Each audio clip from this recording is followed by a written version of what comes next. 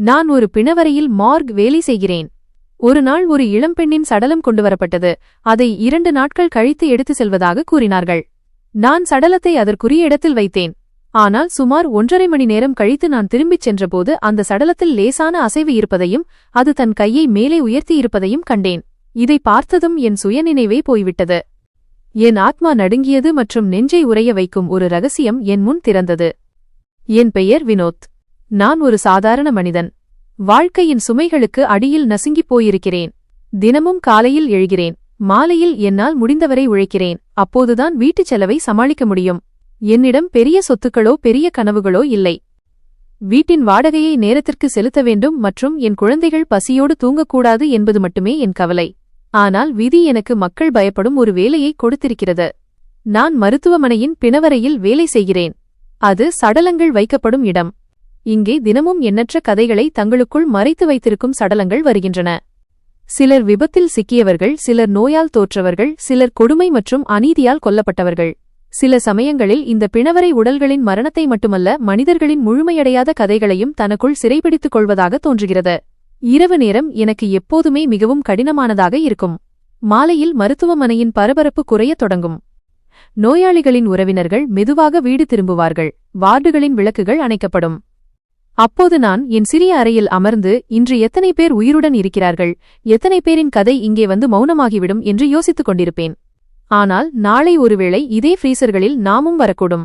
பிணவரை கட்டிடம் மருத்துவமனையின் பின்பகுதியில் இருந்தது. அங்கு ஒரு குறுகிய அறை இருந்தது. அதில் இரும்பாலான பெரிய இழுப்பறைகள், டிராஸ் போன்ற ஃப்ரீசர்கள் இருந்தன. ஒவ்வொரு இழுப்பறைக்கும் பின்னால் ஒரு சடலம் இருக்கும். கதவு கனமான இரும்பினால் ஆனது. உள்ளே நுழைந்தவுடனே எலும்புகளை ஊடுருவும் அளவுக்கு குளிர்ந்த காற்று வீசும். நான் முதன்முறையாக இங்கு வந்தபோது நடுங்கிப் போனேன். எங்கும் நிசப்தம் நிலவும். இயந்திரங்களின் மெல்லிய இரைச்சல் மட்டுமே கேட்கும். சில நேரங்களில் அந்தச் சடலங்களே உங்களை முறைத்து பார்ப்பது போல தோன்றும். அவற்றின் மூடிய கண்களுக்கு பின்னாலும் ஏதோ ஒரு கதை மறைந்திருப்பது போலிருக்கும்.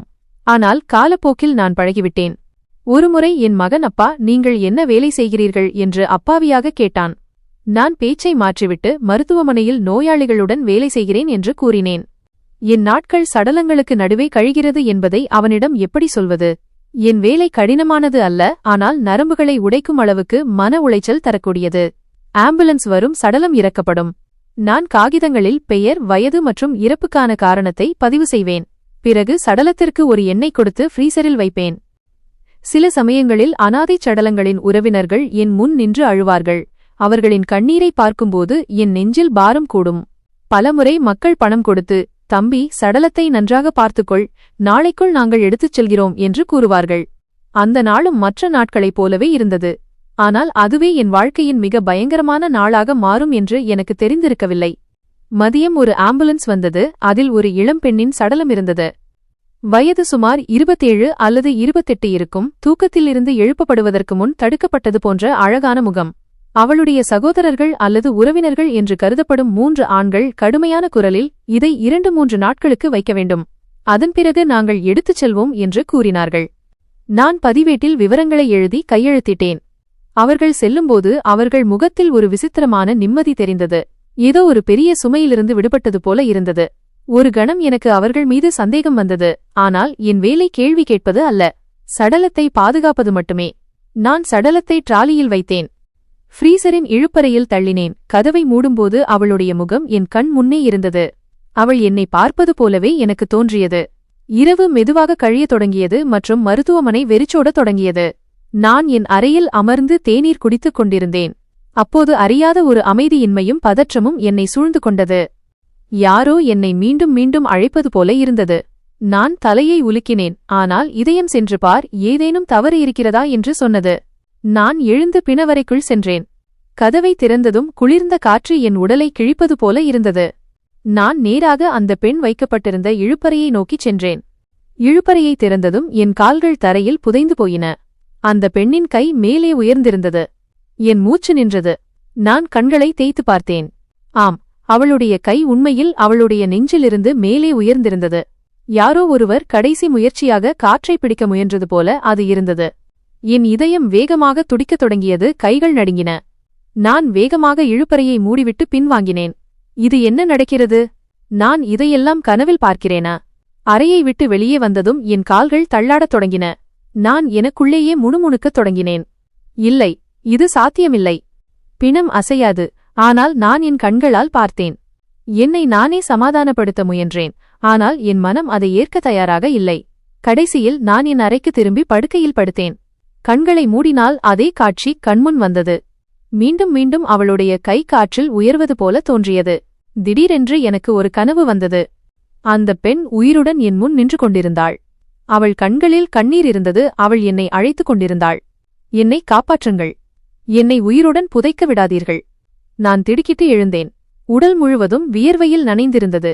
இது ஒரு சாதாரண நிகழ்வு அல்ல என்று என் இதயம் கூறியது. ஆனால் மூளை அதை ஏற்க தயாராக இல்லை. இரவின் அமைதியில் காலையில் மீண்டும் அந்த சடலத்தை பார்ப்பது என்று முடிவு செய்தேன். மீண்டும் ஏதேனும் அசைவு தெரிந்தால் நிச்சயமாக ஏதோ ரகசியம் ஒளிந்திருக்கிறது. இரவின் அந்த காட்சி என் கண்களில் ஆழமான தழும்பாக பதிந்திருந்தது.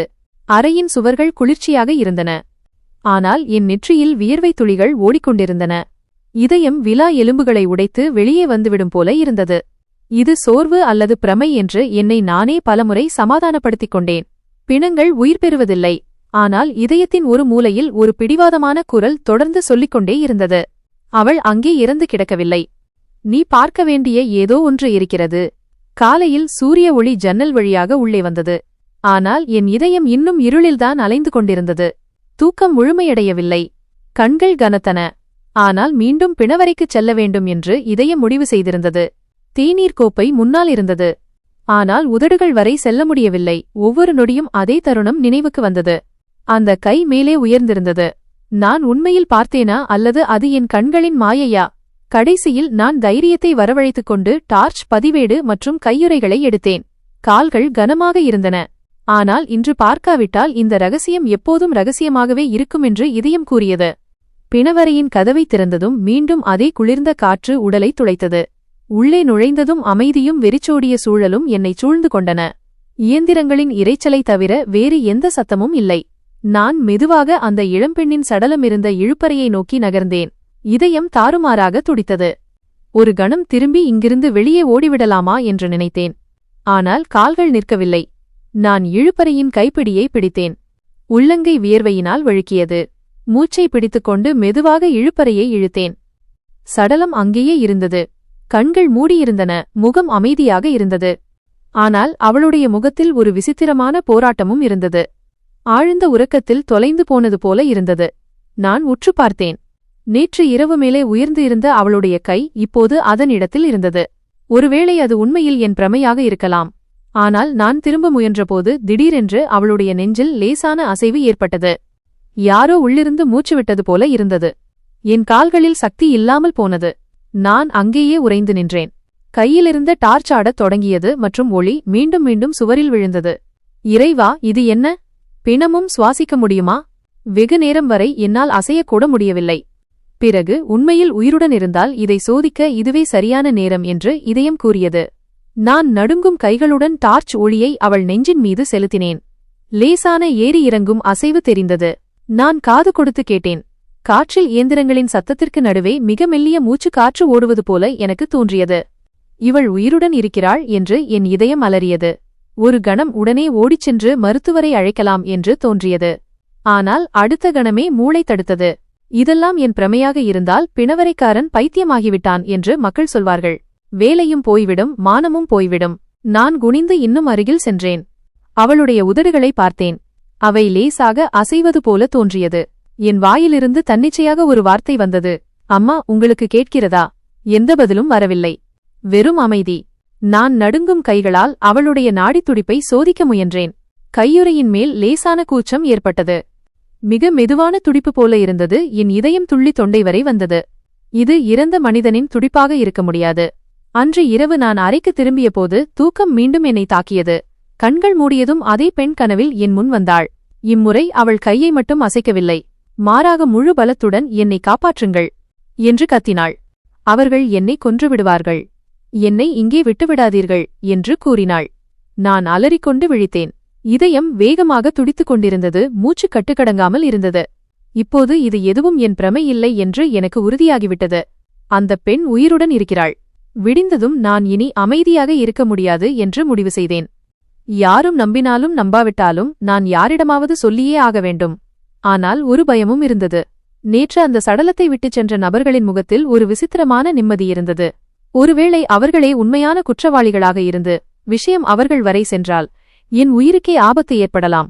கண்ணாடியில் என்னை பார்த்தபோது கண்களுக்கு கீழே கருவளையமும் முகம்வெளிரியும் காணப்பட்டது. ஆனால் உள்ளே எங்கோ ஒரு தைரியம் இழுத்துக்கொண்டது. நான் அமைதியாக இருக்க முடியாது. நான் அமைதியாக இருந்தால் ஒரு நிரபராதி பிணங்களுக்கு நடுவே புதைக்கப்படுவாள். அது என் வாழ்வின் மிக நீண்ட நாட்களில் ஒன்றாக இருந்தது. காலை முதல் மாலை வரை ஒவ்வொரு நொடியும் இதயத்தில் பாரமாக அமர்ந்திருந்தது. அடுத்த நாள் இரவு நான் அந்த பெண்ணை கண்டிப்பாக ஆராய்ந்து பார்க்க வேண்டுமென்று முடிவு செய்திருந்தேன். ஆனால் பகலின் ஒவ்வொரு மணி நேரமும் எனக்கு பாரமாக கழிந்தது. மருத்துவமனையின் கேண்டீனில் அமர்ந்திருந்தேன். முன்னால் இருந்த தேநீர் கோப்பையிலிருந்து ஆவி பறந்து கொண்டிருந்தது. ஆனால் என் மனம் தேநீரிலோ அல்லது யாரிடமும் பேசுவதிலோ ஈடுபடவில்லை. கேண்டீனில் மக்கள் சிரித்து பேசிக் கொண்டிருந்தார்கள். மருத்துவர்களும் செவிலியர்களும் தங்கள் வேலையில் மூழ்கியிருந்தார்கள். உலகம் என்னிடமிருந்து வெகு தொலைவில் இருப்பதாக எனக்கு தோன்றியது. நான் அந்த கையை பார்க்காமல் இருந்திருக்கக்கூடாதா? நான் அந்த மூச்சுக்காற்றை கேட்காமல் இருந்திருக்கக்கூடாதா? இதெல்லாம் ஒரு பிரமையாக இருந்திருக்கக்கூடாதா? ஆனால் இப்போது பின்வாங்கும் நேரம் இல்லை. இதயம் முடிவு செய்துவிட்டது. உண்மையை அடைந்தே தீர வேண்டும். நான் வேலையில் என்னை ஈடுபடுத்திக் கொள்ள முயன்றேன். மற்றொரு சடலத்தை ஃப்ரீசரில் வைத்தேன். ஆனால் ஒவ்வொரு முறையும் நான் ஒரு பிணத்தை பார்க்கும்போதெல்லாம் அந்த பெண் என் நினைவுக்கு வந்தாள். மற்ற அனைவரும் உண்மையில் இறந்துவிட்டார்கள் என்று எனக்கு தோன்றியது. ஆனால் அவள் சுவாசித்துக் கொண்டிருக்கிறாள். அவளுடைய மௌனம் ஒரு அலறலைப் போல என் காதுகளில் ஒலித்துக் கொண்டிருந்தது. மாலை மங்கியது. இருள் எல்லா திசைகளிலும் பரவத் தொடங்கியது. மருத்துவமனையின் சலசலப்பு குறைந்ததும் என் இதயத் துடிப்பு அதிகரிக்கத் தொடங்கியது. நான் முடிவு எடுக்க வேண்டிய நேரம் நெருங்கிவிட்டது. நேரம் இரவு சுமார் காலை 11:30 இருக்கும். மருத்துவமனை ஆழ்ந்த இருளில் மூழ்கியிருந்தது. தாழ்வாரத்தில் எப்போதாவது ஒரு நர்ஸின் காலடி சத்தம் கேட்டது. நான் பாக்கெட்டிலிருந்து சாவியை எடுத்து பிணவரையின் கதவை திறந்தேன். கதவு திறந்ததும் குளிர்ந்த காற்றின் ஒரு அலை என் முகத்தில் மோதியது. என் முதுகெலும்பு சில்லிட்டது. கையில் டார்ச் இருந்தது. ஆனால் இருள் அதைவிட அதிக சக்தி வாய்ந்ததாக இருந்ததால் அதன் ஒளி மிகவும் பலவீனமாக தோன்றியது. அந்த பெண் வைக்கப்பட்டிருந்த இழுப்பறையை நோக்கி நான் மெதுவாக நகர்ந்தேன். இதயம் வேகமாக துடித்தது. ஆனால் யாரோ தெரியாத சக்தியால் கால்கள் கட்டப்பட்டிருப்பது போல் இருந்தது. தைரியத்தை வரவழைத்துக் கொண்டு நான் இழுப்பறையின் கைப்பிடியை பிடித்து மெதுவாக இழுத்தேன். இழுப்பறை வெளியே வந்தது. அதில் அதே இளம்பெண் அமைதியாக படுத்திருந்தாள். இம்முறை நான் முழு தைரியத்தையும் திரட்டிக்கொண்டு நேரடி ஒளியை அவள் முகத்தில் அடித்தேன். ஆம், அது என் பிரமை இல்லை. அவளுடைய இமைகள் லேசாக துடித்தன. என் கண்கள் விரிந்தன. இவள் உயிருடன் இருக்கிறாள். நான் நடுங்கும் கைகளால் அவளுடைய நாடி துடிப்பை மீண்டும் சோதித்தேன். மிக லேசான ஆனால் தெளிவான துடிப்பு இருந்தது. என் உதடுகளிலிருந்து கட்டுக்கடங்காத குரல் வெளிப்பட்டது. அம்மா, உங்களுக்கு கேட்கிறதா? கேட்டால் ஏதாவது சிக்னல் கொடுங்கள். முதலில் வெறும் அமைதி நிலவியது. பின்னர் அவளுடைய உதடுகளில் லேசான அசைவு ஏற்பட்டது. அவள் ஏதோ சொல்ல விரும்புவது போல இருந்தது. ஆனால் வார்த்தைகள் தொண்டைக்குழிக்குள் சிக்கிக் கொண்டன. என் ஆத்மா நடுங்கத் தொடங்கியது. நான் அவள் முகத்திற்கு இன்னும் அருகில் சென்று மெதுவாகச் சொன்னேன், நான் உங்களுக்கு உதவுவேன், ஆனால் நான் உண்மையை அறிய வேண்டும். நீங்கள் யார்? உங்களுக்கு என்ன நடந்தது? அவளால் எதுவும் பேச முடியவில்லை. ஆனால் அவளுடைய கண்ணின் ஓரத்திலிருந்து ஒரு சொட்டு கண்ணீர் வெளியேறி கன்னத்தில் வழிந்தது. அந்த கண்ணீர் என் இதயத்தில் இடி விழுந்தது போல இருந்தது. இவள் உயிருடன் இருக்கிறாள், உதவி கேட்கிறாள். நான் ஏதாவது செய்ய நினைப்பதற்குள் திடீரென்று பிணவரையின் வாசலில் யாரோ நடக்கும் சத்தம் கேட்டது. என் இதயம் நின்றுவிட்டது போல இருந்தது. நான் உடனடியாக இழுப்பறையை உள்ளே தள்ளிவிட்டு விளக்கை அணைத்தேன். கதவு திறந்தது. ஒரு வார்டு பையன் உள்ளே வந்தான். எல்லாம் சரியாக இருக்கிறதா என்று கேட்டான். நான் நடுங்கிக் கொண்டே, ஆம், எல்லாம் சரியாக இருக்கிறது. எல்லா கதவுகளும் சரியாக பூட்டப்பட்டுள்ளதா என்று சரிபார்த்துக் கொண்டிருந்தேன் என்றேன். அவன், சரி, ஆனால் இங்கே அதிக நேரம் செலவிடாதே என்றான். அது மனநிலையை பாதிக்கும் என்று கூறிவிட்டு அவன் வெளியே சென்றான். ஆனால் அவனது வார்த்தைகள் எனக்குள் ஆழமாக இறங்கின. அன்று இரவு நான் பிணவரையின் ஒரு மூலையில் அமர்ந்திருந்தேன். மனதில் 1000 கேள்விகள் எழுந்தன. இந்த பெண் எப்படி உயிருடன் இருக்கிறாள்? மருத்துவர்கள் எப்படி இறப்புச் சான்றிதழை உருவாக்கினார்கள்? அவளது குடும்பத்தினர் ஏன் 3 நாட்கள் கழித்து சடலத்தை எடுத்துச் செல்ல விரும்புகிறார்கள்? இதெல்லாம் வேண்டுமென்றே செய்யப்பட்டதா? அவளுடைய கண்ணீரும் ஏப்ரல் 18 தேதியிட்ட அவளது அறிக்கையும் என் கண்முன் மீண்டும் மீண்டும் சுழன்றன. நான் அமைதியாக இருந்தால் இந்த பெண் இன்னும் சில நாட்களில் உண்மையில் புதைக்கப்படுவாள் என்று எனக்கு தெரியும். விடிந்ததும் மருத்துவமனையின் பழமையான மற்றும் எனக்கு எப்போதும் மரியாதை கொடுக்கும் டாக்டர் ராகேஷிடம் பேச நினைத்தேன். மதியம் வாய்ப்பு கிடைத்ததும் டாக்டர் ராகேஷிடம், டாக்டர் ஐயா, நான் உங்களிடம் ஒரு முக்கியமான விஷயம் பேச வேண்டும், ஆனால் என்னை பார்த்து சிரிக்க மாட்டீர்கள் என்று சத்தியம் செய்யுங்கள் என்றேன். அவர் சிரித்துக்கொண்டே, ஏன் தம்பி, நீ ஏன் இவ்வளவு சீரியஸாக இருக்கிறாய்? என்ன விஷயம் சொல் என்றார். நான் தைரியத்தை வரவழைத்துக் கொண்டு, நேற்று இரவு ஒரு சடலத்தில் அசைவை பார்த்தேன். அவளுக்கு மூச்சும் ஓடிக்கொண்டிருந்தது என்றேன். டாக்டர் ராகேஷ் முதலில் சிரித்தார். பின்னர் திடீரென்று அவர் முகம் தீவிரமானது. எந்த சடலம் என்று கேட்டார். நவ்யா, 27 வயது, மாரடைப்பால் மரணம் என்று எழுதியிருக்கிறது என்று நான் கூறினேன். இதை கேட்டதும் அவர் முகம் வெளிரிப்போனது. மெதுவாக, நீ இந்த விஷயத்தை வேறு யாரிடமும் சொல்லியிருக்கக்கூடாது. இது மிகவும் சிக்கலான விஷயம் என்றார்.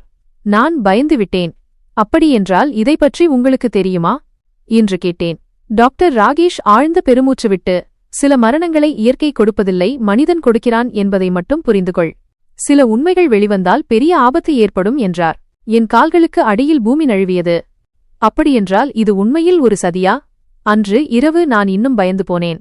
இப்போது இது சாதாரண விஷயம் அல்ல என்று எனக்கு உறுதியாகிவிட்டது. ஒருபுறம் அந்த பெண் உயிருடன் இருந்து உதவிக்காக என்னை அழைத்துக் கொண்டிருந்தாள், மறுபுறம் டாக்டர் ராகேஷின் வார்த்தைகள் ஏதோ பெரிய சதியை நோக்கி விரல் நீட்டின. நான் என் அறைக்குச் சென்று நீண்ட நேரம் யோசித்தேன். கடைசியில் எது நடந்தாலும் சரி, இந்த ரகசியத்தை நான் அறிந்தே தீர வேண்டும் என்று இதயம் கூறியது. ஆனால் இந்த உண்மையை அறிவதற்கான விலை என் உயிராக கூட இருக்கலாம் என்று எனக்கு தெரியவில்லை. பிணவரையின் வாசலில் நின்று நான் என்னுடனேயே போராடிக் கொண்டிருந்தேன். மெதுவாக கதவை திறந்தேன். குளிர்ந்த காற்றின் ஒரு வேகமான அலை என் முகத்தில் மோதியது. உள்ளே நுழைந்ததும் பிணவரையின் உறைபனி குளிர் மீண்டும் என்னை பற்றிக் கொண்டது. குளிர்ந்த ஃப்ரீசர்களுக்கு நடுவே நடக்கும்போது என் இதயம் வேகமாக துடித்தது. நவ்யா இருந்த இழுப்பறையை அடைய சில நொடிகளானது. ஆனால் அங்கு சென்றதும் என் கண்கள் அதிர்ச்சியில் விரிந்தன. இழுப்பறை காலியாக இருந்தது. என் கால்களுக்கு அடியில் பூமி நழுவியது. நான் பலமுறை கண்களை தேய்த்து பார்த்தேன். இழுப்பறை திறந்திருந்தது. ஆனால் உள்ளே அவள் இல்லை. என் இதயம் நடுங்கத் தொடங்கியது. இது என்ன மாயம் என்று முணுமுணுத்தேன். நான் உடனடியாக மற்ற எல்லா இழுப்பறைகளையும் சோதிக்கத் தொடங்கினேன். ஆனால் அவள் எங்கும் இல்லை. நவ்யாவைத் தவிர மற்ற எல்லா சடலங்களும் அந்தந்த இடங்களில் இருந்தன. என் உடலில் குளிர்ந்த வியர்வை படர்ந்தது. அப்போது எனக்கு பின்னால் லேசான சத்தம் கேட்டது. நான் திரும்பியபோது பழைய பொருட்கள் குவிந்து கிடக்கும் மூலையில் ஒரு மங்கலான நிழல் அசைவதைக் கண்டேன். என் விரல்கள் தானாகவே நடுங்கத் தொடங்கின. யார் அங்கே என்று நடுங்கும் குரலில் கேட்டேன். யார் யார் அங்கே? நிழலிலிருந்து ஒரு மெல்லிய குரல் வந்தது. நான் இங்கே இருக்கிறேன். என் மூச்சு நின்றது. இது நவ்யாவின் குரல். நான் மெதுவாக முன்னேறினேன். மூலையில் ஒரு பழைய நாற்காலிக்கு அருகில் அவள் தரையில் அமர்ந்திருந்தாள். அவளுடைய வெள்ளை கவசம் போன்ற துணிகள் கிழிந்திருந்தன. உதடுகள் நீல நிறமாக மாறியிருந்தன. ஆனால் கண்களில் இன்னும் உயிர் தெரிந்தது. நீ எப்படி உயிர் பிழைத்தாய் என்று கேட்டேன். அவள் மருட்சியான பார்வையில் என்னை பார்த்தாள். நான் அவள் அருகில் அமர்ந்தேன். உங்களை இங்கே தனியாக விட்டுவிட்டு நான் எப்படிச் செல்ல முடியும்? இதைச் சொன்னதும் அவள் கண்களில் கண்ணீர் வந்தது. அவள் தேம்பும் குரலில், நான் சாக விரும்பவில்லை. ஆனால் அவர்கள் என்னை உயிருடன் இருக்கும்போதே பிணம் என்று அறிவித்துவிட்டார்கள் என்றாள். என்ன அர்த்தம் என்று நான் நடுங்கிக் கொண்டே கேட்டேன். அவள் அழுதாள. எனக்கு திருமணமாகி 1.5 ஆண்டுகள்தான் ஆகிறது. அவள் மெல்லிய குரலில் சொன்னாள். என் கணவர் ஒரு பெரிய தொழிலதிபர். அவர் சில சட்டவிரோத பரிவர்த்தனைகளை செய்திருந்தார். அதன் ரகசியம் எனக்கு மட்டுமே தெரியும். நான் அவரை தடுக்க முயன்றபோது நான் அவருக்கு பிரச்சனையாக மாறினேன். அவர் எனக்கு விஷம் கொடுத்துவிட்டார். இறப்புச் சான்றிதழ் வழங்குவதற்காக மருத்துவர்கள் விலைக்கு வாங்கப்பட்டனர். நான் அதிர்ச்சியில் உறைந்து போனேன். அதாவது நீ வேண்டும் என்றே பிணம் என்று அறிவிக்கப்பட்டாயா என்று நம்பிக்கையற்ற குரலில் கேட்டேன். ஆம், அவள் சொன்னாள். 3 நாட்களுக்குப் பிறகு என் உடல் மண்ணில் புதைக்கப்பட வேண்டும். அவர் சுதந்திரமாக இருக்க வேண்டும் என்பதற்காக. என் நெஞ்சம் பதறியது. சமூகம் மற்றும் குடும்பத்தினர் ஒன்று சேர்ந்து மரணத்திடம் ஒப்படைத்த ஒரு உயிருள்ள பெண் என் முன் அமர்ந்திருந்தாள். நான் தைரியத்தை வரவழைத்துக் கொண்டு அவள் கையை பிடித்தேன். நவ்யா, உன்னுடைய இந்த கதை உலகிற்கு தெரிய வேண்டும். உனக்கு நீதி கிடைக்க வேண்டும். அவள் என் கண்களை உற்று பார்த்தாள். நீங்கள் எனக்கு உதவுவீர்களா? நான் என் உயிரின் மீது சத்தியம் செய்து சொன்னேன். உன்னை ஒருபோதும் தனியாக விடமாட்டேன் என்று கூறினேன். சில நொடிகள் அவள் அமைதியாக இருந்தாள். பிறகு, ஆனால் எச்சரிக்கையாக இருங்கள். என் கணவர் மிகவும் சக்தி வாய்ந்த மனிதர். அவரிடம் நிறைய பணம் இருக்கிறது. அவருடைய ஆட்கள் எல்லா இடங்களிலும் இருக்கிறார்கள். நான் உயிருடன் இருக்கிறேன் என்று நிரூபிக்கப்பட்டால் அவருடைய எல்லா உண்மைகளும் வெளிவந்துவிடும். அவர் எந்த விலை கொடுத்தாவது என்னை அழிக்க நினைப்பார் என்றாள். என் நெற்றியில் வியர்வை வழிந்தது. நான் எந்த நெருப்பில் காலடி எடுத்து வைத்திருக்கிறேன் என்பதை முதல் முறையாக உணர்ந்தேன். இது என் வேலை அல்லது மரியாதையை விட மிகப்பெரிய விஷயமாகிவிட்டது. இது வாழ்க்கை மற்றும் மரணம் சம்பந்தப்பட்ட விளையாட்டு. நவ்யாவை இங்கே அதிக நேரம் வைத்திருப்பது ஆபத்தானது என்று நான் முடிவு செய்தேன். என்னுடன் வாருங்கள் இப்போதே என்றேன். அவள் தயங்கினாள். எங்கே அழைத்து செல்வீர்கள் என்று கேட்டாள். என் வீட்டிற்கு வா. அங்கு நீ சிறிது காலம் பாதுகாப்பாக இருப்பாய். பிறகு என்ன செய்வது என்று யோசிப்போம் என்றேன். நவ்யா பயந்த கண்களுடன் என்னை பார்த்து மெதுவாக தலையசைத்தாள். நான் பிணவரையின் கதவை மெதுவாக திறந்தேன். ஒப்பிடுகையில் வெளியாட்காற்று வெப்பமாக தெரிந்தது. யாரும் பார்க்காதபடி நாங்கள் இருவரும் சத்தமில்லாமல் வெளியே வந்தோம். நான் அவளை பணியாளர்கள் செல்லும் வழியிலிருந்து வெளியேற்றி எனது பழைய மோட்டார் சைக்கிளில் ஏற்றிக்கொண்டு வந்தேன். அவள் பின்னால் அமர்ந்து நடுங்கும் கைகளால் என் கையை பிடித்தாள். வழி முழுவதும் லேசான பனிமூட்டமாக இருந்தது. ஒவ்வொரு நொடியும் யாரோ நம்மை பின்தொடர்வது போலவும் மரணம் நம்மை துரத்துவது போலவும் உணர்ந்தேன். வீடு போய் சேர்ந்ததும் அவளை உடனே என் அறையில் உட்கார வைத்தேன். அம்மா சமையலறையில் ஏதோ சமைத்துக் கொண்டிருந்தார். இவள் ஒரு நோயாளி என்றும் சிறிது நேரத்திற்கு அழைத்து வந்திருப்பதாகவும் அம்மாவிடம் சொன்னேன். அம்மா அதிகம் கேள்வி கேட்கவில்லை. அறைக்கு வந்ததும் அவள் களைப்பில் படுக்கையில் விழுந்தாள். நான் அவளுக்கு தண்ணீர் கொடுத்தேன். அவள் கண்களில் கண்ணீர் மிதந்தது. ஆனால் உதடுகளில் முதல் முறையாக லேசான புன்னகை இருந்தது. நீங்கள் எனக்கு புதுவாழ்வு கொடுத்திருக்கிறீர்கள் என்று அவள் மெதுவாக சொன்னாள்.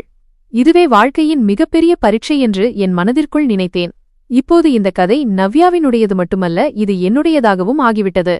ஆனால் வெளியே இருளில் நவ்யா மீண்டும் சுவாசிப்பதையோ உலகில் நடமாடுவதையோ விரும்பாதவர்கள் விழித்திருப்பார்கள் என்று எனக்கு தெரியாது. இரவின் அடர்ந்த இருள் சூழ்ந்திருந்தது. ஆனால் என் அறைக்குள் லேசான வெளிச்சம் எரிந்து கொண்டிருந்தது. நவ்யா ஆழ்ந்த உறக்கத்தில் படுக்கையில் கிடந்தாள். அவள் மூச்சுக்காற்று கனமாக இருந்தது. ஆனால் இப்போது அதில் உயிரின் சுடர் தெளிவாக தெரிந்தது. நான் நாற்காலியில் அமர்ந்து அவளை பார்த்து கொண்டிருந்தேன். மனதில் விசித்திரமான போராட்டம் இருந்தது.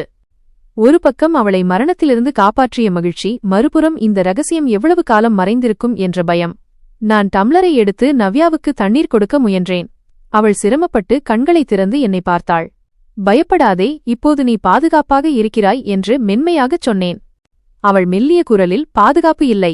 அவர்கள் என்னை கண்டுபிடித்து விடுவார்கள். என்னை உயிரோடு பார்க்க அவர்களால் முடியாது என்றாள். நான் அவள் கையின் மீது என் கையை வைத்து, இப்போது ஓய்விடு. என்ன செய்வது என்று நாளை முடிவு செய்வோம் என்றேன். அவள் கொஞ்சம் நிம்மதியடைந்து கண்களை மூடினாள். ஆனால் தூக்கம் என் அருகில் கூட வரவில்லை.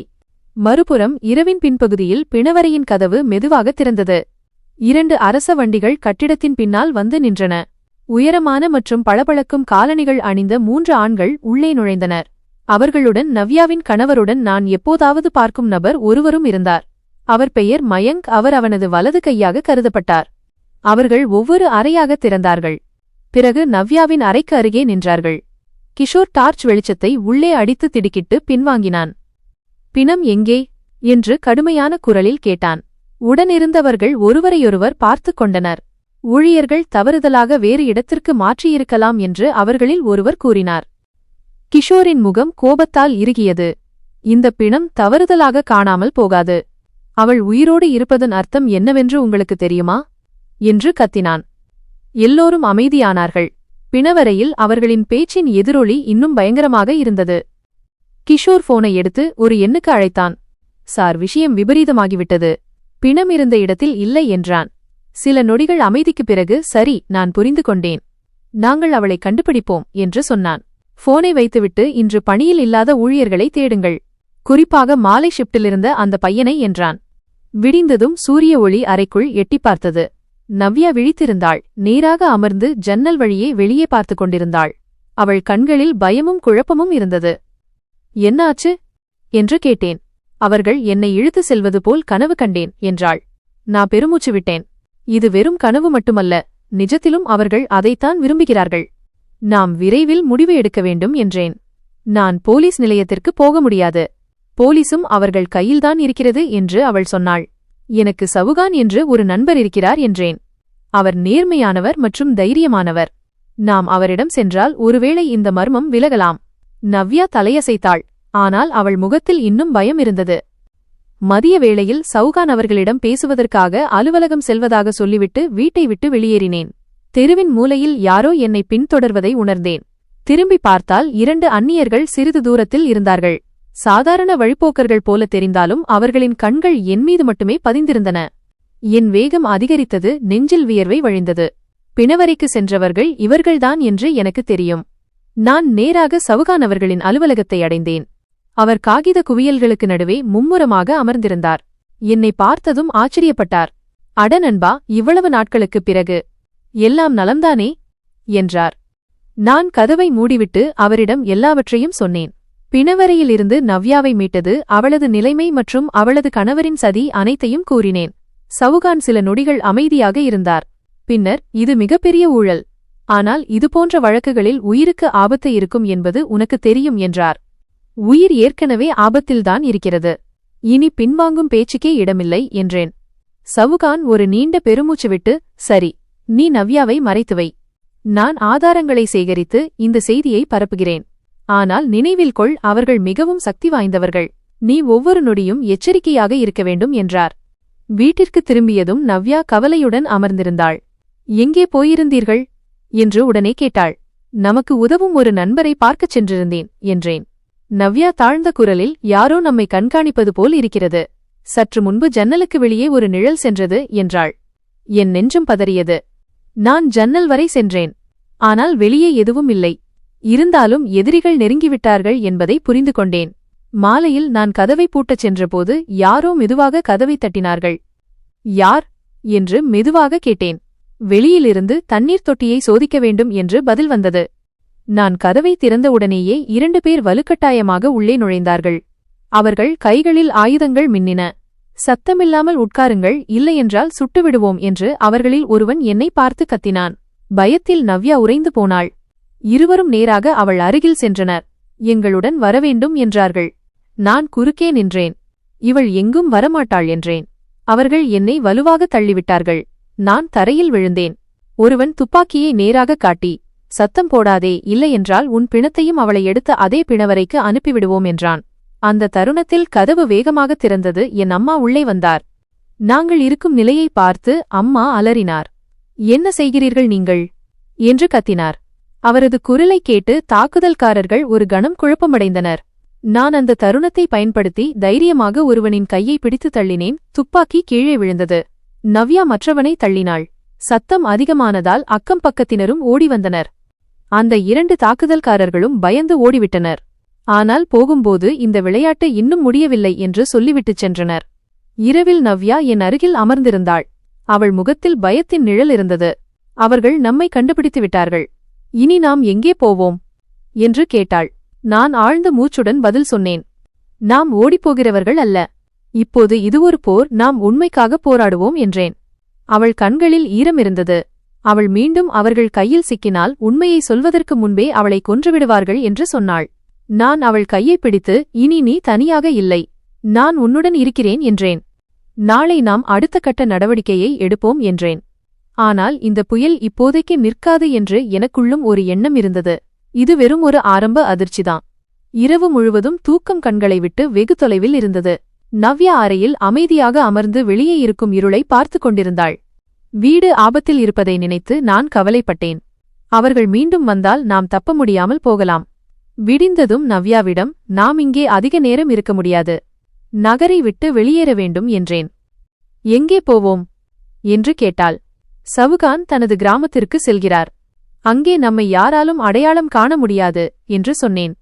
அவர் ஆதாரங்களை சேகரிக்கும் வரை நாம் அங்கே ஒளிந்து கொள்ளலாம் என்றேன். நவ்யா சற்று நிம்மதியுடன் தலையசைத்தாள். நாங்கள் அவசரமாக தேவையான துணிகள் மற்றும் ஆவணங்களை எடுத்துக்கொண்டோம். நான் அம்மாவிடம் உண்மையைச் சொல்லவில்லை. ஒரு நோயாளியை சில நாட்களுக்கு வெளியே அழைத்துச் செல்ல வேண்டும் என்று மட்டும் சொன்னேன். அம்மாவின் கண்களில் கவலை இருந்தது. ஆனால் அவர் எதுவும் கேட்கவில்லை. நான் ஏதோ பெரிய சுமையின் கீழ் இருக்கிறேன் என்பதை அவர் உணர்ந்திருக்கலாம். நாங்கள் இருவரும் ஒரு பழைய பேருந்தில் ஏறினோம். நவ்யா ஜன்னல் வழியாக வெளியே பார்த்து கொண்டிருந்தாள். காற்று அவள் முகத்தை தழுவியது. முதல் முறையாக அவள் முகத்தில் நிம்மதியின் சாயலை கண்டேன். ஆனால் இந்த நிம்மதி தற்காலிகமானதுதான். இதற்கிடையில் சவுகான் நகரில் தனது விசாரணையை முடித்திருந்தார். நவ்யாவுக்கு விஷம் கொடுக்கப்பட்ட மருத்துவ பதிவுகள், போலி இறப்புச் சான்றிதழ் மற்றும் மருத்துவமனையின் சில ஊழியர்களின் வாக்குமூலங்களை அவர் பெற்றிருந்தார். இந்த ஆதாரங்களை ஒரு கோப்பில் சேகரித்து தனது பத்திரிகை ஆசிரியரிடம் காட்டினார். ஆசிரியர் ஆச்சரியத்துடன், இது ஒரு வெடிகுண்டு செய்தி. இது வெளியானால் நகரத்தின் மிகவும் சக்தி வாய்ந்த நபர் மண்ணோடு மண்ணாக புதைந்து போவார் என்றார். சவுகான், இன்னும் ஒரு நாள் பொறுங்கள், உலகம் உண்மையை தன் கண்ணால் பார்க்கும் வகையில் நான் ஆதாரங்களை வெளியிடுவேன் என்றார். நாங்கள் கிராமத்தை அடைந்தோம். அங்கே ஒரு சிறிய ஓட்டு வீட்டில் என் நண்பர் சவுகான் முன்பே ஏற்பாடுகளை செய்திருந்தார். அங்கிருந்த சூழல் அமைதியாகவும் நிம்மதியாகவும் இருந்தது. நவ்யா முதல் முறையாக நிம்மதி பெருமூச்சு விட்டாள். இங்கே நன்றாக இருக்கிறது, எல்லா ஆபத்துகளும் பின்னால் தங்கிவிட்டது போல இருக்கிறது என்றாள். நான் சிரித்தேன். ஆனால் உண்மையான புயல் இன்னும் வரவிருக்கிறது என்று என் மனதிற்கு தெரியும். 2 நாட்கள் கடந்தன. 3ஆம் நாள் மாலை கிராமத்து தெருவில் அறிமுகமில்லாத மோட்டார் சைக்கிள்களின் சத்தம் கேட்டது. ஜன்னல் வழியாக எட்டி பார்த்தபோது என் நெஞ்சு பதறியது. வெளியே 4 பேர் நின்று கொண்டிருந்தார்கள். அவர்களில் ஒருவன் கிஷோர். நான் வேகமாக உள்ளே வந்து, அவர்கள் வந்துவிட்டார்கள் என்றேன். நவ்யாவின் முகம் வெளிரிப்போனது. இப்ப என்ன நடக்கும் என்றாள். நான் கதவை திறக்கவில்லை. ஆனால் அவர்கள் லத்தி மற்றும் கட்டைகளால் கதவை உடைக்கத் தொடங்கினார்கள். சத்தம் கேட்டு கிராம மக்கள் கூடினர். கதவு உடைந்ததும் கிஷோர் உள்ளே வந்து, நீங்கள் இருவரும் நிறைய நாடகம் ஆடிவிட்டீர்கள், இப்போது கிளம்ப வேண்டிய நேரம் வந்துவிட்டது என்றான். நான் உறுதியாக நவ்யா எங்கும் வரமாட்டாள் என்றேன். கிஷோர் ஏளனமாகச் சிரித்தான்.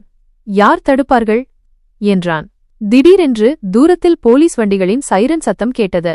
கிஷோரின் ஆட்கள் பதறினார்கள். சில போலீஸ் படைகள் முழு பலத்துடன் அங்கு வந்து சேர்ந்தன. கிஷோர், நீ போலீஸ் பிடியில் இருக்கிறாய் என்று சவுகான் உற்சாகமாக கத்தினார். கிஷோர் தப்பிக்க முயன்றான். ஆனால் போலீசார் அவனை மடக்கிப் பிடித்து அவன் கையிலிருந்த துப்பாக்கியை பறித்தனர். மறுநாள் பத்திரிகையில் நவ்யாவின் புகைப்படம் வெளியானது. உயிருள்ள பிணம் என்ற பெரிய தலைப்புடன் செய்தி வந்திருந்தது.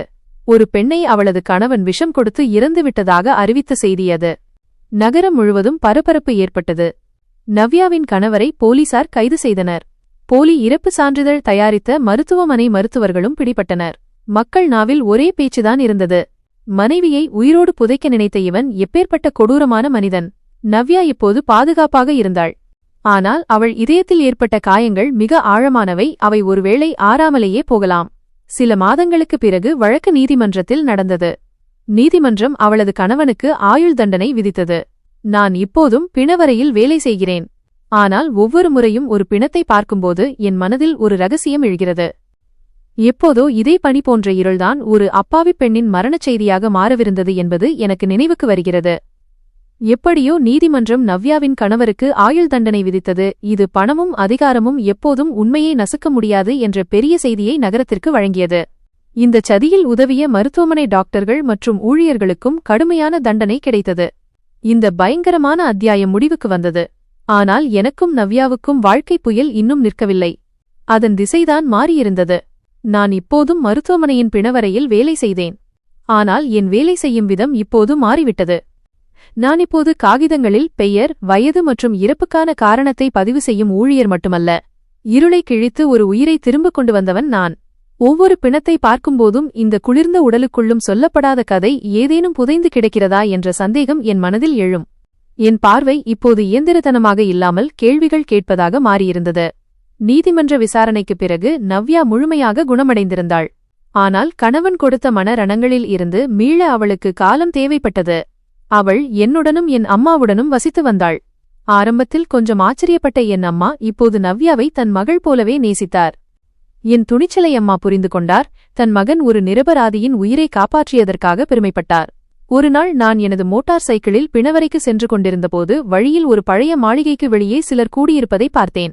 அந்த மாளிகை நவ்யாவின் கணவருடையது. இப்போது அது முடக்கப்பட்டிருந்தது. அங்கிருந்த ஒரு போலீஸ்காரர் என்னை நிறுத்தி, சவுகான் உன்னை அழைத்தார் என்றார். சவுகான் இப்போது ஒரு ஹீரோவாகிவிட்டார். அவரது செய்தி அவரை ஒரே இரவில் நாடு முழுவதும் பிரபலமாக்கியது. அவர் என்னை தன் அலுவலகத்திற்கு அழைத்து, உன்னை பற்றியும் நவ்யாவை பற்றியும் இப்போது எல்லோருக்கும் தெரியும் என்றார்.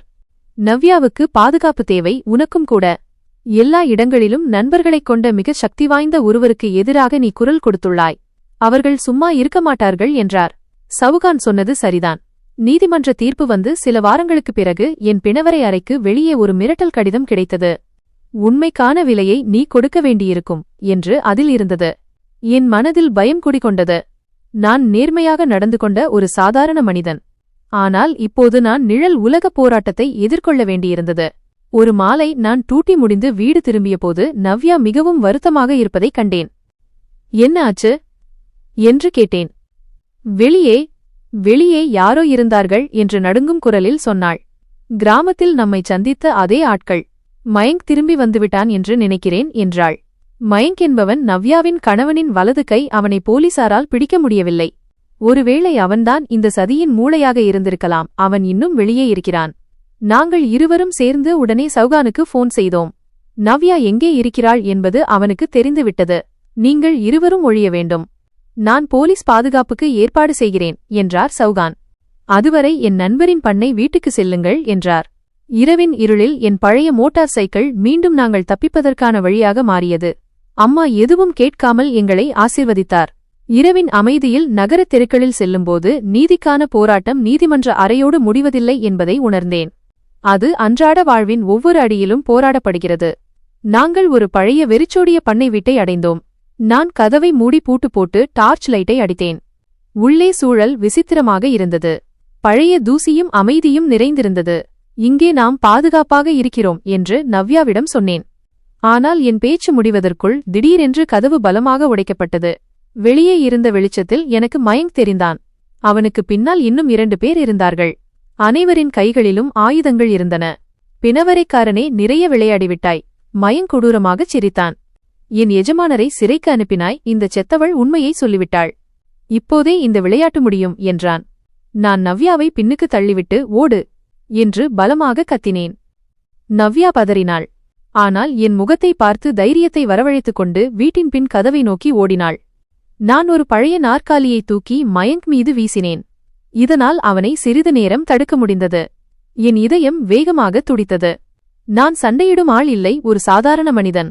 ஆனால் என் கண் முன்னே ஒரு அப்பாவியின் உயிர் ஊசலாடும்போது பயம் தானாகவே தைரியமாக மாறிவிடுகிறது. நான் மயங்கின் கூட்டாளியுடன் மோதினேன். அவன் குத்துகளும் உதைகளும் என் உடலை வலிக்கச் செய்தன. ஆனால் நான் கீழே விழவில்லை. அப்போது தூரத்தில் போலீஸ் சைரன் சத்தம் கேட்டது. சவுகான் காப்பாற்றிவிட்டார். மயங்க் பயந்து போய் என் பக்கம் துப்பாக்கியை திருப்பினான். நீங்கள் இருவரும் தப்பிக்க முடியாது என்று சொல்லிச் சுட்டான். ஆனால் நான் தரையில் விழுந்தேன். தோட்டா சுவரை துளைத்துக் கொண்டு சென்றது. மயங்க் மற்றும் அவனது கூட்டாளிகள் இருளில் ஓடத் தொடங்கினர். ஆனால் போலீசார் அவர்களை நாலாபுரமும் சூழ்ந்து கொண்டனர். சிறிது நேர போராட்டத்திற்குப் பிறகு மயங்க் மற்றும் அவனது குண்டர்களும் கைது செய்யப்பட்டனர். மறுநாள் சூரிய ஒளி என் முகத்தில் பட்டது. நான் மருத்துவமனை படுக்கையில் படுத்திருந்தேன். என் கையில் லேசான காயம் இருந்தது.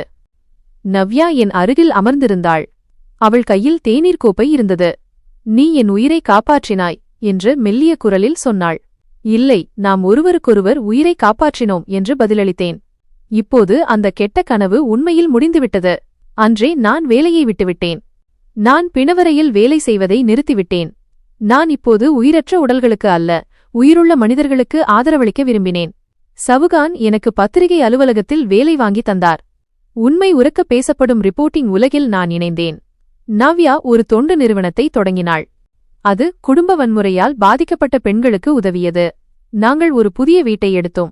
அங்கு இப்போது ஒவ்வொரு மாலையும் அமைதியும் மகிழ்ச்சியும் ஒளிர்ந்தது. என் அம்மாவும் எங்களுடன் இருந்தார். என் கதை ஒரு பாடத்தை கற்பிக்கிறது. என் வாழ்க்கை ஒரு சாதாரண பயணம். ஆனால் பிணவரையின் இருளில் ஒரு பெண்ணின் விம்மல் சத்தம் எனக்கு பணமோ அதிகாரமோ பெரிய செல்வம் இல்லை என்பதை கற்றுக் கொடுத்தது. மாறாக ஆதரவற்ற ஒருவருக்காக நீங்கள் எழுப்பும் குரல்தான் உண்மையான செல்வம். நான் எந்த செல்வமோ பெரிய கனவோ இல்லாத ஒரு சாதாரண மனிதன். அவன் உலகின் மிகவும் சக்தி வாய்ந்த மனிதர்களை பணிய வைத்தான். ஏனென்றால் அவன் மாயைக்கும் உண்மைக்கும் உள்ள வித்தியாசத்தை உணர்ந்தான் மற்றும் பயம் இருந்தாலும் உண்மையின் பக்கம் நின்றான். ஒருவரின் உயிரை காப்பாற்றுவது உலகின் மிகப்பெரிய நற்செயலாகும். ஒவ்வொரு மனிதனுக்குள்ளும் ஒரு ஹீரோ மறைந்திருக்கிறான். அவன் சரியான நேரத்தில் எழுந்து நிற்க வேண்டியதுதான் அவசியம். உங்கள் முன்னால் மரணமே நின்றாலும் சரி. இன்று நான் இருண்ட சந்துகளின் வழியாகச் செல்லும்போது எனக்கு பயம் ஏற்படுவதில்லை. பிணவரையின் அந்த குளிர்ந்த அறைகளுக்கு நடுவே நான் கண்டெடுத்த தைரியம் என்னிடம் உள்ளது என்று எனக்கு தெரியும். இப்போது என்னிடம் நீதி மற்றும் உண்மையுடன் வாழ வேண்டும் என்ற பெரிய கனவு இருக்கிறது. என் குழந்தைகள் இனி பசியுடன் தூங்க மாட்டார்கள் என்று எனக்கு தெரியும். ஏனென்றால் அவர்களின் தந்தை இருளுக்கு எதிராக போராடினார். எப்படியோ பிணவரை இருளிலிருந்து வெளியேறி என் வாழ்க்கையும் நவ்யாவின் வாழ்க்கையும் இப்போது வெளிச்சத்திற்கு வந்திருந்தது. செய்தித்தாள் பணியில் எனக்கு உண்மையை தேடவும் அநீதிக்கு எதிராக குரல் கொடுக்கவும் வாய்ப்பு கிடைத்தது. நான் பிணவரையின் மௌனத்திலிருந்து வெளியேறி இப்போது பேனா முனையால் சமூகத்தின் இறந்து போன மனசாட்சியை எழுப்ப முயன்று கொண்டிருந்தேன். நவ்யாவின் நம்பிக்கை கீற்று என்று பெயரிடப்பட்ட தொண்டு நிறுவனம் வேகமாக வளர்ந்து வந்தது. தங்கள் குரலை அடக்கிக் கொண்ட பல பெண்கள் இப்போது நவ்யாவிடமிருந்து உத்வேகம் பெற்று வெளியே வரத் தொடங்கினர். ஒரு உயிருள்ள பிணமாக இருந்து நீதியின் உருவமாக மாறிய நவ்யாவின் கதை லட்சக்கணக்கான மக்களுக்கு நம்பிக்கையின் அடையாளமாக மாறியது. எனது முதல் ரிப்போர்ட்டிங் வேளையில் பணத்திற்காக அறநெறியை ஒதுக்கி வைத்த அந்த மருத்துவர்களின் சதியை நான் அம்பலப்படுத்தினேன். உயிர் கொடுக்கும் கோயிலாக இருக்க வேண்டிய மருத்துவமனை பணத்தாசையில் எப்படி மரண வியாபாரியாக மாறியது என்பதையும் நான் எழுதினேன். எனது அறிக்கை நேரடியாகவும் உண்மையாகவும் வலுவாகவும் இருந்தது. இப்போது என் சக ஊழியராகவும் நண்பராகவும் இருந்த சௌகான்ஜி அடிக்கடி சொல்வார், நீ பிணவரையில் உடல்களின் உண்மையை பார்த்தாய், இப்போது நீ மனிதர்களின் இதயங்களில் உள்ள உண்மையை வெளிக்கொண்டு வருகிறாய். உன் பேச்சில் வேறு எவரிடமும் இல்லாத ஆழம் இருக்கிறது என்று எனக்கு சில சமயங்களில் விசித்திரமாக தோன்றும். பத்திரிகை உலகின் பரபரப்பான மற்றும் சத்தமில்லாத சூழலில் நான் அந்த பிணவரையின் அமைதியை நினைவுகூர்வேன். முன்பு பயமாக இருந்த அந்த அமைதி இப்போது ஆழ்ந்த சிந்தனையின் அடையாளமாக மாறிவிட்டது. உண்மையான பயம் குளிர்ந்த பிணங்களில் இல்லை என்பதை நான் புரிந்து கொண்டேன். மாறாக உயிருள்ள மனிதர்களின் போலி முகங்களிலும் அவர்களின் இருண்ட எண்ணங்களிலும்தான் பயம் மறைந்திருக்கிறது. எங்கள் புதிய வீடு அன்பு மற்றும் பாதுகாப்பால் நிறைந்திருந்தது. என் அம்மா, நவ்யா மற்றும் நான் ஒரு புதிய குடும்பத்தைப் போல வாழ்ந்தோம். அம்மாவின் கவனிப்பும் பாசமும் நவ்யாவின் காயங்களை ஆற்றியது. ஒரு மாலை நான் அலுவலகத்திலிருந்து திரும்பியபோது நவ்யா சமையலறையில் என் அம்மாவுடன் சிரித்துக்கொண்டே சமைப்பதைக் கண்டேன். அந்த தருணத்தில் நான் ஒரு பெண்ணின் உயிரை மட்டும் காப்பாற்றவில்லை, என் வாழ்க்கைக்கும் ஒரு புதிய நோக்கத்தை கொடுத்திருக்கிறேன் என்று உணர்ந்தேன். நவ்யா மெதுவாக தனது கடந்த கால நிழலிலிருந்து வெளியேறத் தொடங்கினாள். இருப்பினும் இரவின் இருளில் சில சமயங்களில் அவளுக்கு இன்னும் பயம் ஏற்பட்டது. அவள் திடுக்கிட்டு விழித்துக் கொள்வாள். நான் எப்போதும் அவள் அருகில் அமர்ந்து அந்த கடினமான இரவுகளைப் பற்றி பேசுவேன். நான் அந்த ஃப்ரீசரில் இருந்தபோது அவள் ஒரு இரவு கிசுகிசுத்தாள். இந்த உலகம்தான் எனது கடைசி இடம் என்று நினைத்தேன். நான் சுவாசித்துக் கொண்டிருந்தேன், ஆனால் என் அலறல் யாருக்கும் கேட்கவில்லை. என் வாழ்க்கையின் கதை பாதியிலேயே முடிவதை நான் பார்ப்பது போல் உணர்ந்தேன் என்றாள். நான் அவள் கையை பிடித்துக்கொண்டு, ஆனால் நீ தோற்கவில்லை. உன் சுவாசங்கள் மிகவும் பிடிவாதமாக இருந்தன. அந்த சுவாசங்கள் ஒரு சாதாரண மனிதனை கூட சிறப்பானவனாக மாற்றிவிட்டன என்றேன். ஒரு வருடம் கழித்து என் இதயத்தை உலுக்கும் மற்றொரு செய்தி வந்தது. சிறையில் தண்டனை அனுபவித்து வந்த மயங் நோய் என்று காரணம் காட்டி மருத்துவமனையில் அனுமதிக்கப்பட்டிருந்தான். அவன் மருத்துவமனையின் சில ஊழல் காவலர்களுடன் சேர்ந்து தப்பிக்க திட்டமிடுவதாக சவுகான் கண்டுபிடித்தார். இந்த செய்தியை கேட்டு எனக்கும் நவ்யாவுக்கும் கவலை அதிகரித்தது. மயங்க் வெளியே வந்தால் எங்கள் உயிருக்கு மீண்டும் ஆபத்து ஏற்படும். நான் உடனே சவுகானுடன் சேர்ந்து திட்டம் தீட்டினேன். எனது பழைய வேலை தொடர்புகளை பயன்படுத்தினேன். என்னை அறிந்த மருத்துவமனையின் நேர்மையான வார்டு பாய் மற்றும் நர்சுகளிடம் பேசினேன். மயங்க் மீது ஒரு கண் வைக்குமாறும் சந்தேகத்திற்கிடமான நடவடிக்கை தெரிந்தால் சவுகானிடம் தெரிவிக்குமாறும் அவர்களிடம் கூறினேன். 2 நாட்களுக்குப் பிறகு நள்ளிரவு சுமார் 1 மணியளவில் என் போன் ஒலித்தது. அது என்னுடன் பிணவரையில் வேலை செய்த அதே வார்டு பாய்தான். சார், மயங்க் வெளியேற முயற்சிக்கிறான். அவன் ஒரு காவலாளியுடன் சேர்ந்து தப்பித்து ஓடுகிறான் என்றான். ஒரு கணம் கூட வீணாக்காமல் நான் சவுகானை எழுப்பினேன். நாங்கள் போலீஸை அழைத்துக்கொண்டு மருத்துவமனையை நோக்கி ஓடினோம்.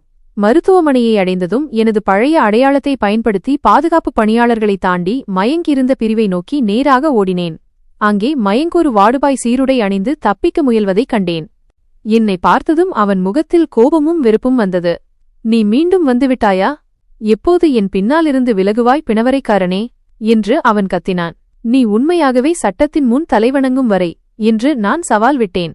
போலீஸ் அவனை நாலாபுறமும் சூழ்ந்து கொண்டது.